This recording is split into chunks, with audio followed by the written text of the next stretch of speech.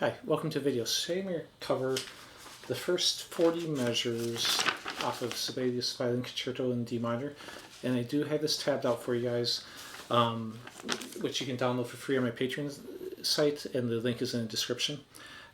I am not monetized though, so if you guys want to donate on my Patreon, I'd appreciate it, but it's always going to be available to anyone, even if you're not a member, so it's okay.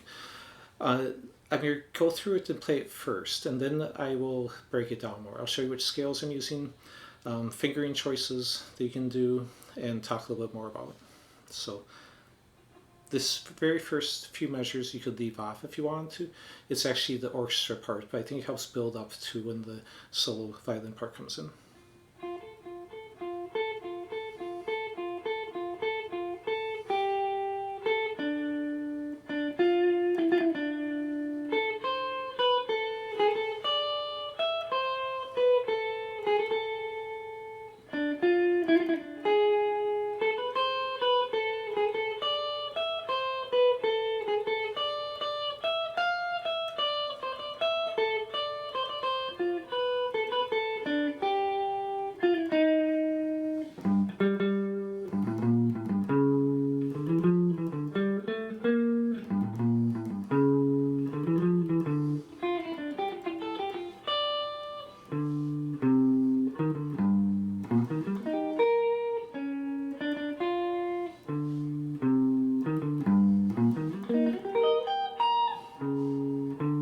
Okay, so that's where I left off. The next section, that's right down here, jumps into a longer series of faster runs and some chromatic ideas and stuff. So I didn't want to include that section. If you want me to do part 2 and go a little bit further with this, I'd be perfectly happy to do that. I really enjoy this piece. I originally arranged some of it back in the 80s when a friend of mine who played violin gave me sheet music for it and a cassette tape that had it on. But since then my dog ate the sheet music and I had to start over and rearrange it. I haven't played it in a few years, but up until preparing for this video. So the original music doesn't show like the vibratos and stuff. So a lot of that I was influenced by listening to various violinists play it.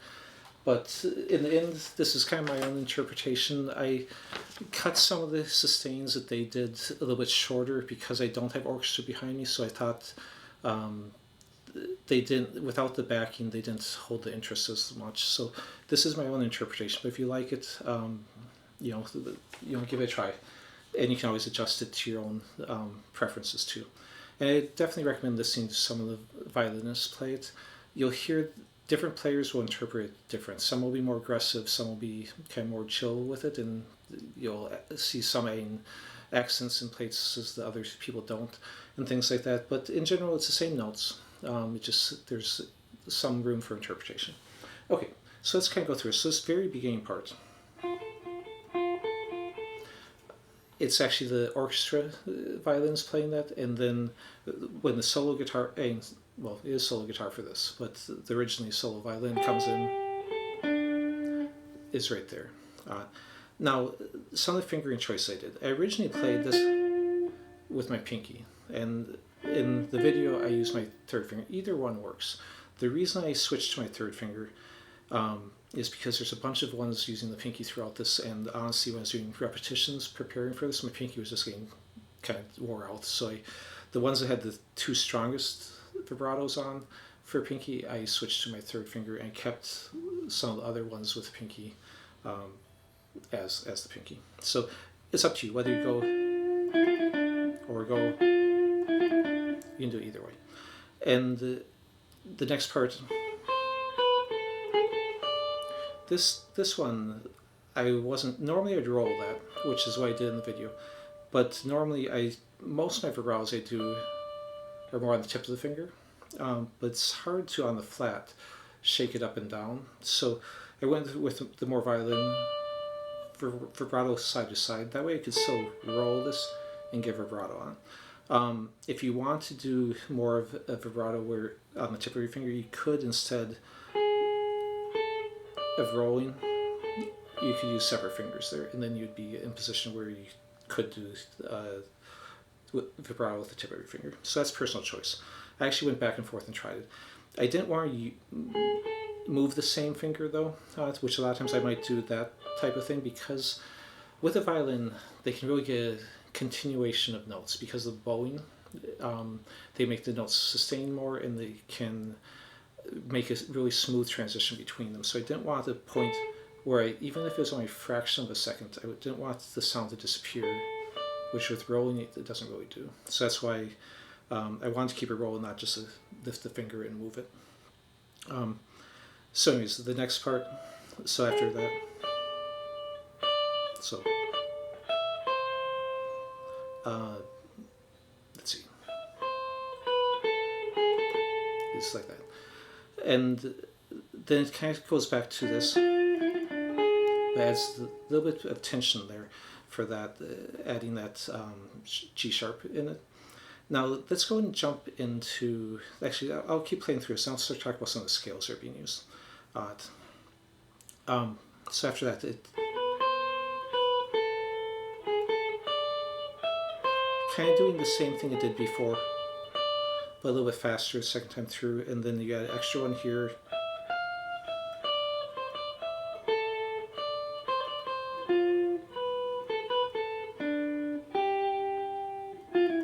Now, it wouldn't matter if you used these fingers or these ones on it. I do both. Then it jumps down to the G, and it kind of does the same idea, moved up the neck, and then after this, you could use pinky there too. That's fine. It comes back and repeats again. Now this part you have to be a little bit careful. At least for me, my tendency when I do this would be to do it slow and speed up. But the actual music is, this is quick, and it slows down a little bit. Not a lot. It just goes from 16th notes to triplets. Then you're up here, and then it's going to do arpeggios. So this arpeggio could be thought of as a couple different things. I could think of this as a G altered, or a sharp 5, G minor sharp 5. I could, if I'm thinking of the G as a root, I could think of this as an E flat, in which case, if I'm doing it as an E flat, then it's the G, which is right here, would be the third, and then the A would be the fifth. So it'd be, sorry, B flat, not A. B flat would be the fifth. So that would make it an inversion of the E flat major. So you could think of it as either way. So basically on this, I originally would maybe just slide the first finger up and roll. But I used in this using a second finger because I wanted to again minimize the time gotten from here to here. Then it comes back here and repeats this part that we just played before the first arpeggio. And it's going to start off with the same arpeggio, but a lot bigger shape version of it. And that's where we ended. So let me go ahead and run through the scales. So the scales on the bottom, I wrote the first few measures of it is, or section is on this one, and then the next section is on this. Basically, it's written in the key of F major or D minor, so it's got the one B flat in it. But throughout the whole first section, the B flat is actually made natural, which would make it in the key of C major instead of F, because the only difference is the B flat between the key of C and F. But they also, other than at the very beginning and very end of that first phrase, they add a G sharp and instead of a G natural, which would actually make it into a harmonic minor. Now, if you're still thinking of it as in the D more so, then you could think of it as a D Dorian minor with a sharp 4, and that would be the same thing. But you're probably more used to thinking of as harmonic minor. So anyways, the scale shape I'm using is basically two different fingerings, either going right here, and again, you could use whatever fingering you want. And then sometimes I'm using this piece coming, there's only differences whether you reach forward or back for the B note.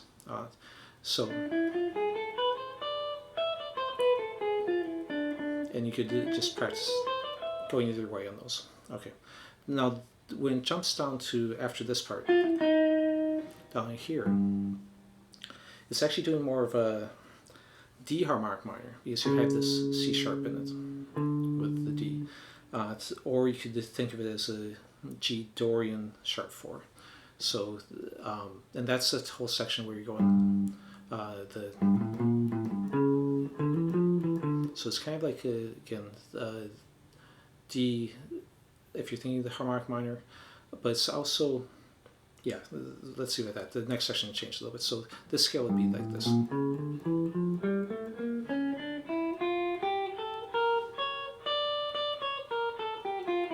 And all that second section basically fits right into that fingering. And that's tapped out on here too. Now, what I was about to say is when the arpeggios start on that, on here, it's adding an E flat. And it is using the B flat also at this point, which is also using the other section. That's why it became a D harmonic minor. But now it's using a C natural and sometimes a C sharp. So it's sometimes a harmonic minor, sometimes it's not on it.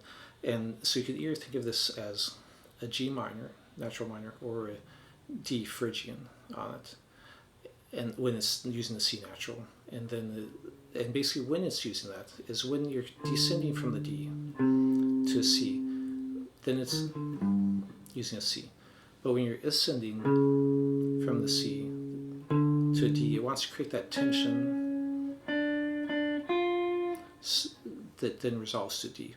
So it then uses that sharp C, which gives it that harmonic minor sound and leads into a D note stronger. It wouldn't make us. It kind of makes sense though, because if you're going this way, you wouldn't really want that. You want something that's going to resolve a little bit more. And when you go this way, you want that tension and resolution. So that's kind of what's going on. The very bottom part. So you could think of it still as, you know, a D minor Phrygian, and then when they add this in, you're just creating that tension to momentarily go into harmonic minor, or just a G minor in the key of B flat. Okay, so let me just go and show you this then. So I added in, again, that part at the beginning is optional because that's this the other violin part, the orchestra. Now if you do play it, the first 2 times of that 8 is faster, and what I usually do is increase the volume as I go. So I kind of crescendo it into it. There's a lot of vibratos in this. If anything, some of the violinists maybe even do more than what I'm doing, but there's still a lot in there. So that's going to be a little bit of a challenge probably. I wrote the 2 scales at the bottom on it. Now, in some cases when I'm doing those fast vibratos, I will do the one that's side to side a little bit more, similar to violinist. It's easier if I'm moving quickly through it to sometimes get that than to get, you know, up and down vibratos. So most of the time if I'm sustaining a note for a while, I'm going to do a stronger up and down vibrato. If I'm just momentarily going into it, I'm going to use the side to side or some combination of those. So use your own judgment on that. I went kind of back and forth on some of this when I was prepping this. Anyways, if you have any questions, please leave a comment. That's fine. And subscribe, like, share, do any of that stuff. I'm trying to build my channel, so any of that stuff helps me to get more views from the algorithm. Thanks for watching. And if you want more, leave a comment. If you want more classical pieces arranged, or more of this piece arranged, and I'd be glad to do so. Thanks for watching.